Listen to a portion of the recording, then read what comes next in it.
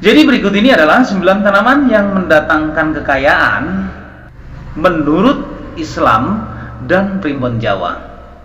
Buah anggur memiliki peminat yang banyak, memiliki follower yang banyak kalau istilah sekarang ya teman-teman ya. Jadi buah anggur ini pun juga banyak manfaatnya. Terima kasih sudah mampir di channel saya. Sebelum lanjut nonton video ini, lihat tombol subscribe kalian. Kalau masih merah, silahkan tekan tombol subscribe-nya sekarang ya guys, karena subscribe itu gratis.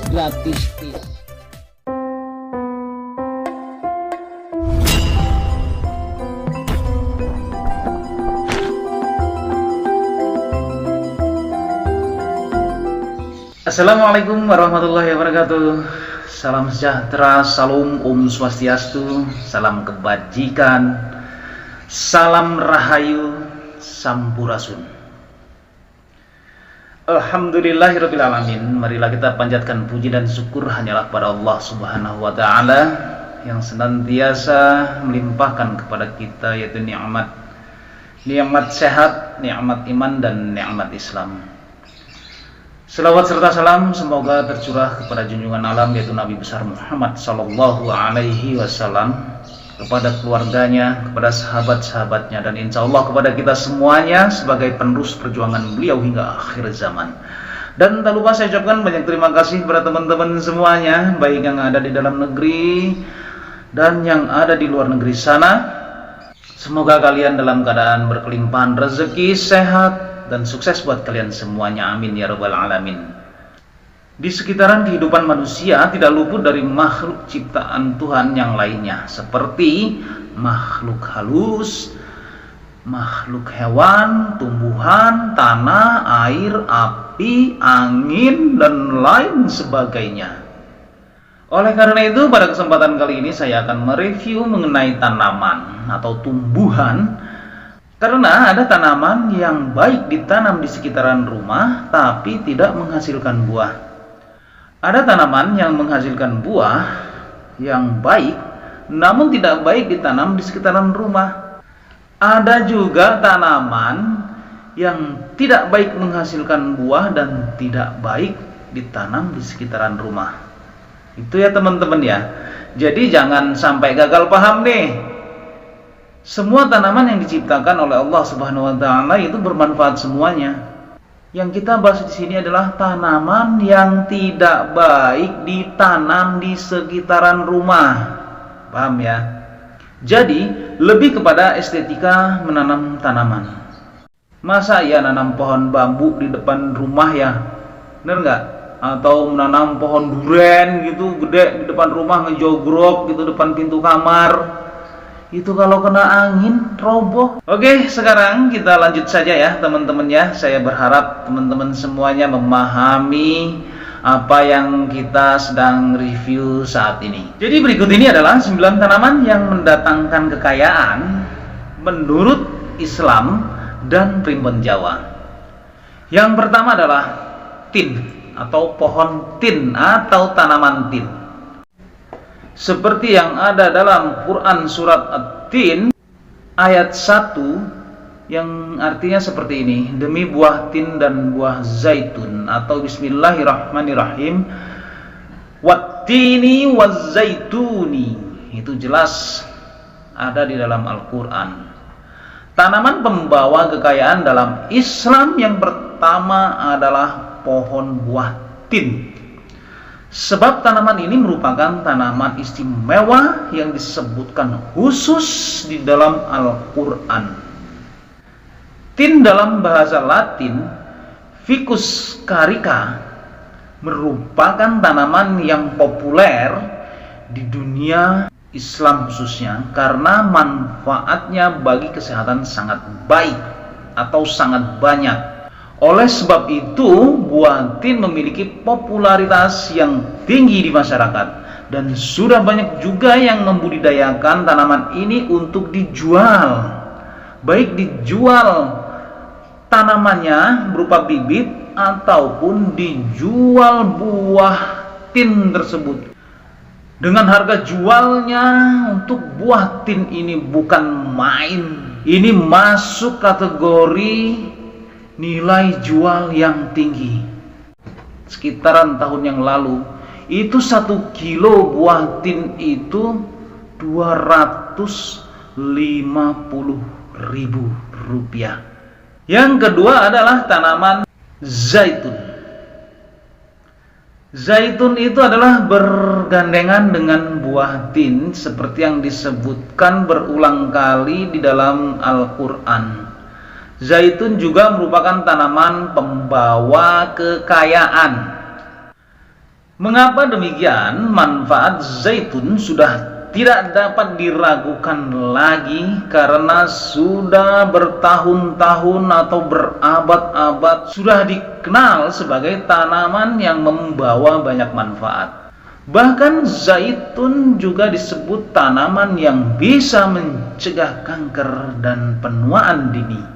Faktor inilah yang menjadikan zaitun sebagai komoditas jual beli yang besar, baik harga bibit, buah, hingga olahannya memiliki nilai jual yang tinggi. Jadi kalau kalian ingin menjadi orang kaya, tanam pohon zaitun di kebun-kebun kalian. Tanamin zaitun. Insya Allah dan saya yakin kalian akan pasti kaya. Setuju kan? Setuju. Terus apa lagi teman-teman semuanya? Tanaman yang membawa kekayaan terhadap pemiliknya. Yang ketiga yaitu adalah tanaman yang identik dengan bulan Ramadan. Pasti kalian tahu nih. Ya betul sekali, yaitu kurma. Tanaman buah kurma memiliki sejarah yang panjang dalam sejarah Islam dan buahnya terkenal sebagai santapan di bulan Ramadan. Kurma banyak dibudidayakan di Timur Tengah dan banyak juga jenis kurma yang diekspor ke Indonesia, ke Singapura, ke Malaysia untuk memenuhi kebutuhan di bulan-bulan suci Ramadan. Karena buah kurma sendiri itu disunahkan oleh Rasulullah SAW pada saat kita berbuka puasa, jadi kita disunahkan memakan buah kurma. Sebenarnya tanaman kurma sudah banyak dibudidayakan di Indonesia dan benar-benar bisa tumbuh dan saya menyaksikannya sendiri.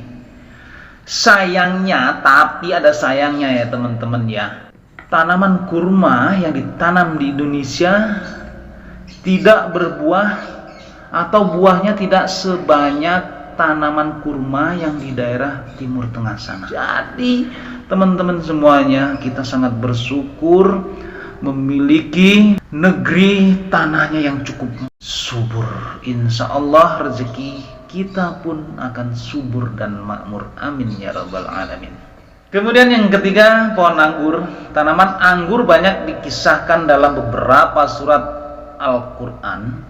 Buah anggur diriwayatkan sebagai buah yang sangat disukai Rasulullah SAW karena memberikan banyak manfaat bagi kesehatan. Namun, teman-teman, untuk pohon anggur ini adalah sangat baik dan akan menimbulkan kekayaan, tapi tidak baik ditanam di sekitaran rumah, di dekat rumah. Jadi, untuk menanam pohon anggur ini, tanamlah di kebun. Ya kebunnya itu ya mau di belakang rumah sekitar 5-10 meter dari rumah kita, nggak masalah. Kita tanam anggur dikelilingi atau pagar-pagar rumah kita dikelilingi dengan anggur, nggak masalah. Yang tidak boleh itu adalah di dekat rumah, apalagi menempel dengan rumah. Itu karena energi dari tumbuhan anggur itu negatif. Nah inilah yang saya sebutkan tadi. Jadi anggur ini masuk ke dalam tanaman menghasilkan buah yang baik, tapi tidak baik ditanam di sekitaran rumah. Buah anggur memiliki peminat yang banyak, memiliki follower yang banyak kalau istilah sekarang ya teman-teman ya. Jadi buah anggur ini pun juga banyak manfaatnya. Anggur pun memiliki beberapa banyak jenisnya. Beberapa jenis buah anggur yang dijual di pasaran seperti anggur merah, anggur warna hijau. Harganya cukup tinggi sekali. Jadi pantas saja kalau buah anggur ini masuk kepada tanaman yang mengakibatkan kita menjadi kaya apabila menanamnya. Tapi kalau menanamnya cuma satu pohon yang nggak kaya juga. Kemudian teman-teman yang kelima adalah pohon apa lagi? Pohon pisang. Pohon pisang ini adalah tergolong yang tidak baik ditanam di sekitaran rumah, tapi menghasilkan buah yang sangat baik. Jadi pohon ini menghasilkan buah yang baik untuk dimakan secara utuh atau mentah, maksudnya tidak digoreng, ataupun bisa jadi makanan olahan atau pisang olahan seperti pisang goreng, selai pisang, kue pisang. Peminat buah pisang sangat tinggi di kalangan masyarakat. Bukan hanya pisangnya saja yang memiliki nilai jual, tapi teman-teman, jantung pisang dan daunnya pun sekarang sudah banyak orang yang membudidayakan pohon pisang hanya diambil daunnya saja. Seperti pisang batu atau pisang peluduk, itu jantungnya enak dan daunnya menghasilkan cuan-cuan yang banyak. Bahkan di daerah Cianjur sana, saya melihat kebun-kebun masyarakat itu ditanami oleh pisang yang hanya untuk diambil daunnya. Jadi ya masuk akal juga ya teman-teman, kenapa pohon pisang ini tidak baik ditanam di depan rumah atau di sekitaran rumah. Ya iyalah, kalau menanam pohon pisang ingin kaya, tapi di samping rumah atau di depan rumah ya kapan mau kayanya teman-teman. Itu kita harus berpikirnya. Jadi tanamlah pohon pisang itu di kebun 10 hektar, pasti kalian akan kaya. Oke? Oke dong. Pisang menurut penelitian adalah sumber gizi yang hampir sempurna karena mengandung 6 nutrisi: air, gula, vitamin, protein, lemak, dan mineral. Selain itu, pisang bisa disebut sebagai tanaman pembawa hoki karena banyak sekali manfaat yang bisa diperoleh dari tanaman itu. Tapi ingat, nanamnya bukan di depan rumah juga, ya enggak teman-teman semuanya. Lagi selain kumuh, kalau pohon pisang ditanam di depan rumah ya banyak ularnya loh. Dan yang keenam adalah untuk tanaman yang mengundang kekayaan, yaitu pohon delima. Buah delima juga menjadi satu tanaman pembawa berkah yang disebutkan dalam Al-Quran karena memiliki manfaat yang kaya. Manfaat buah delima sangat luas sekali, baik itu untuk kesehatan maupun untuk kecantikan tubuh. Di pasaran, buah dari tanaman delima memiliki peminat yang tinggi. Harganya pun bervariasi dari mulai puluhan ribu hingga ratusan ribu rupiah. Pohon delima ini selain indah juga memiliki energi positif. Jadi untuk pohon delima tersendiri ini adalah baik ditanam di depan rumah.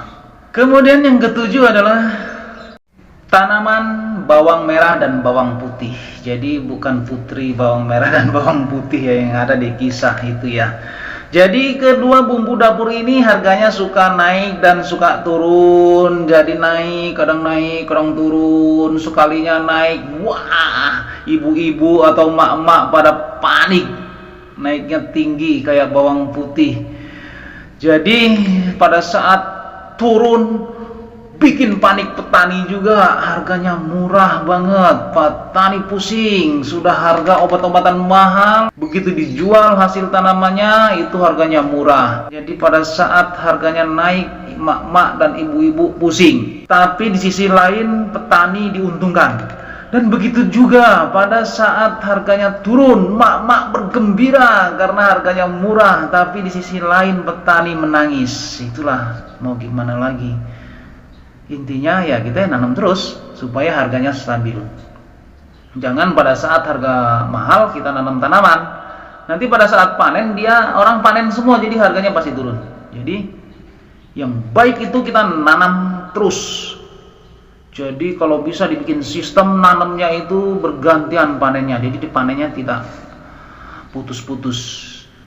Kemudian yang kedelapan adalah pohon bidara. Pohon bidara merupakan salah satu tumbuhan yang juga disebut dalam Al-Quran, tepatnya dalam surat Al-Waqiah ayat 8. Pohon bidara ini ya teman-teman semuanya, selain menimbulkan atau mengakibatkan pemiliknya menjadi kaya, pohon bidara ini adalah salah satu pohon yang ditakuti oleh bangsa jin jahat ya. Jin jahat, kalau jin baik tidak takut dengan pohon bidara. Pohon bidara ini sering diambil daunnya untuk digunakan sebagai obat herbal yang dinilai cukup ampuh mengatasi berbagai macam gangguan kesehatan, baik dari gangguan secara kejiwaan dan gangguan secara fisik. Untuk manfaat daun bidara ini, kalian bisa searching di Google, itu banyak sekali. Jadi saya tidak menjelaskan manfaat dari pohon bidara ini. Jadi saya hanya mereview atau berbagi kepada teman-teman semuanya. Itu adalah pohon bidara ini adalah salah satu tanaman yang bisa membuat kita kaya. Jadi yang kesembilan adalah kacang adas. Selain dikenal sebagai oleh-oleh khas tanah suci, ternyata kacang adas juga disebut dalam surat Al-Baqarah ayat 61 sebagai tanaman pembawa keberuntungan, pembawa hoki, mengundang kekayaan. Yakin gak? Yakinlah. Kalau nanamnya satu pohon mah gak akan kaya. Coba nanamnya berhektar-hektar, pasti akan kaya. Jenis kacang ini ternyata juga memiliki sejarah yang panjang dalam agama Islam. Terlepas dari hal itu semuanya, ternyata kacang adas merupakan salah satu jenis kacang-kacangan yang diberikan banyak manfaat baik untuk kesehatan. Tak heran apabila tanaman ini merupakan salah satu tanaman yang membuat kita akan menjadi kaya. Demikianlah 9 jenis tanaman yang mendatangkan kekayaan menurut Islam dan primbon Jawa. Jadi teman-teman semuanya sudah paham dong saat ini apa yang saya maksud, kenapa tanaman tidak baik ditanam di sekitaran rumah dan buahnya baik. Jadi kita harus bisa membedakan apa itu manfaat dan apa itu cara menanam. Wallahu a'lam bishawab, semoga bermanfaat untuk kita semuanya, khususnya buat diri pribadi saya. Kebenaran datangnya hanya dari Allah Subhanahu wa Ta'ala, sedangkan kesalahan merupakan kekhilafan diri pribadi saya. Untuk itu teman-teman semuanya, mohon maaf atas kesalahan dan kekhilafan, dan jangan lupa sedekahkan subscribe kalian, semoga menjadi ladang amal jariah buat kalian semuanya. Sampai ketemu lagi dengan saya Endang Gunawan di video saya selanjutnya. Wallahul muwaffiq ila aqwamit thoriq. Wassalamualaikum warahmatullahi wabarakatuh.